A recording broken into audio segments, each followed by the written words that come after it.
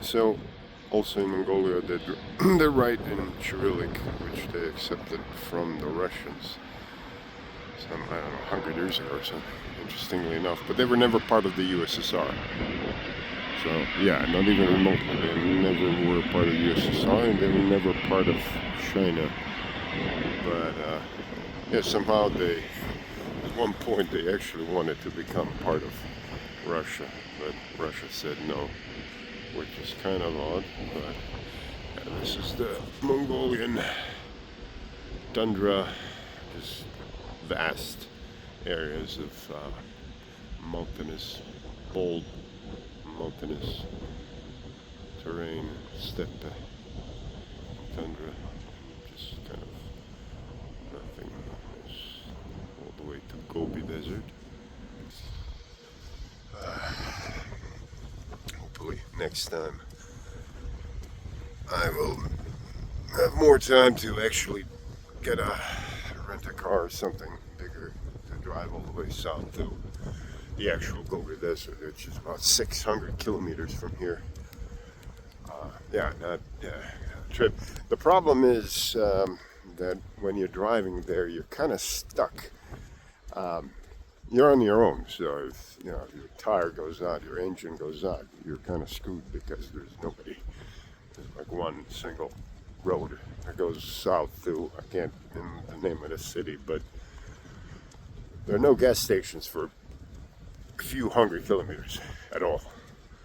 And I already had that kind of experience in Iceland 2 years ago, where I almost got stuck in the middle of Iceland without a single gas station.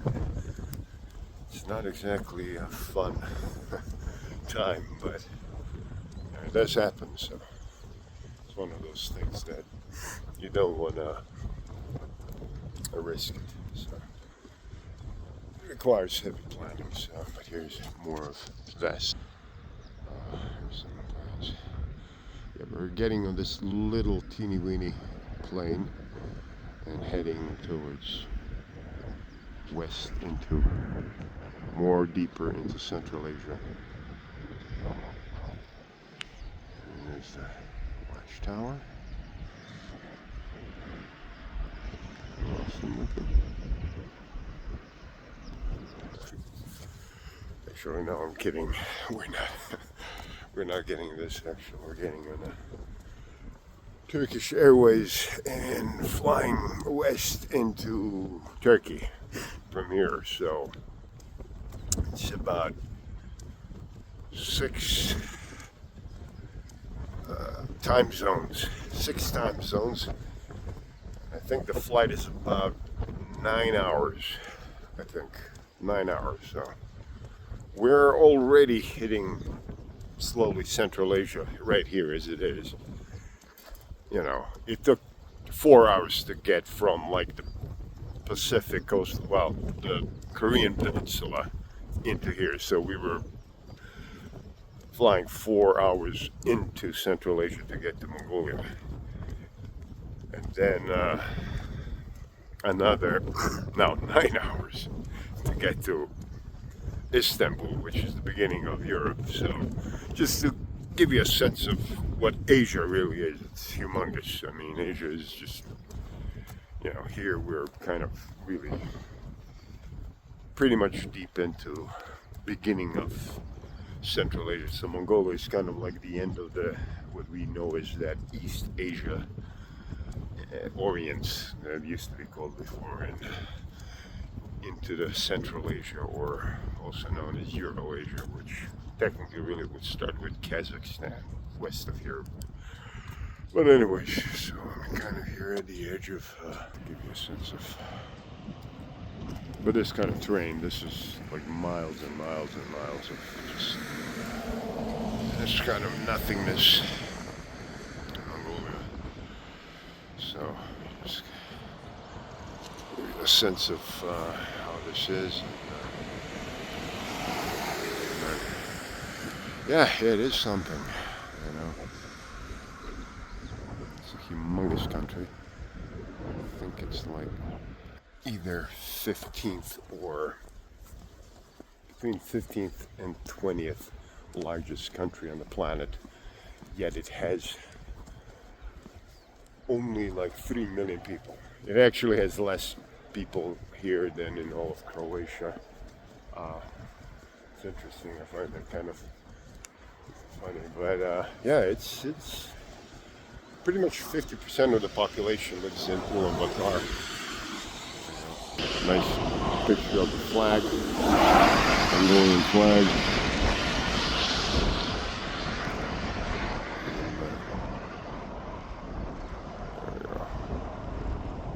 Venus, as you can see here, Zvezda Danica, morning star.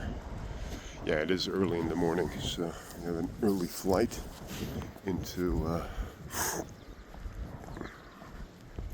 kind of an early flight into Istanbul, Constantinople, Istanbul. Yeah, I love these early morning sights. Kind of reminds me of those early morning military morning formations. Roll call, early dawn. But yeah, just kind of feel alive. There we go. I think this is the Lufthansa.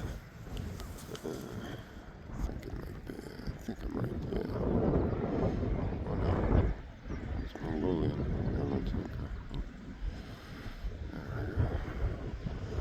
I think that's ours. We're going with. We're heading with Turkish Airways, but yeah, just wanted to take a. We drove here, so just wanted. Oh, and by the way, you drive on the wheel is on the right-hand side, but you're also driving on the right-hand side, so it's kind of odd and strange. The wheel is a totally weird place, but yeah, people handle it here just fine. It's there we go. Morning, beautiful morning.